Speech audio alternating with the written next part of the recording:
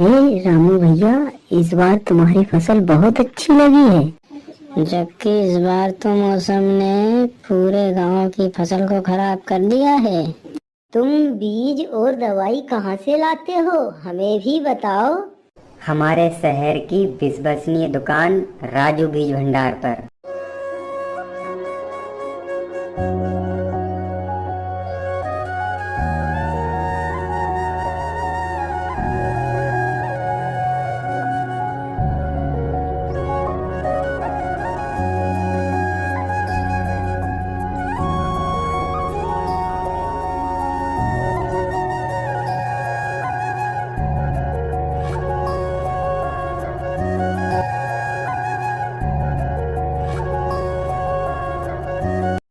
एक महात्मा भ्रमण करते हुए किसी नगर से होकर जा रहे थे।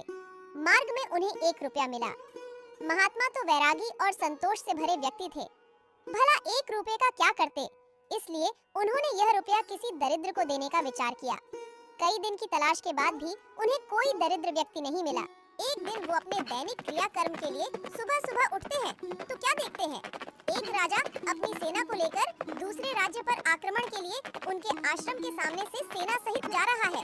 महंत बाहर को आए तो उन्हें देखकर राजा ने अपनी सेना को रुकने का आदेश दिया और खुद आशीर्वाद के लिए महंत के पास आकर बोले, महात्मन, मैं दूसरे राज्य को जीतने के लिए जा रहा हूँ ताकि मेरा राज्य विस्तार हो सके, इसलिए मुझे विजयी होने का आशीर्वाद प्रदान करें। इस पर महात्मा ने काफी देर सोचा और सोचने के बाद वो 1 रुपया राजा की हथेली में रख दिया। यह देखकर राजा हैरान और नाराज दोनों हुए, लेकिन उन्हें इसके पीछे का प्रयोजन काफी देर तक सोचने के बाद भी समझ नहीं आया।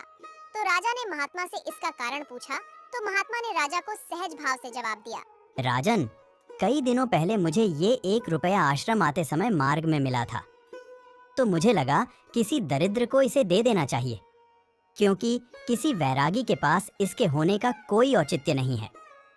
बहुत खोजने के बाद भी मुझे कोई दरिद्र व्यक्ति नहीं मिला, लेकिन आज तुम्हें देखकर ये ख्याल आया कि तुमसे दरिद्र तो कोई है ही नहीं। इस राज्य में जो सब कुछ होने के बाद भी किसी दूसरे बड़े राज्य के लिए भी लालसा रखता है, यही एक कारण है कि मैंने तुम्हें ये 1 रुपया दिया है। राजा को अपनी गलती का एहसास हो गया और उसने युद्ध का विचार भी त्याग दिया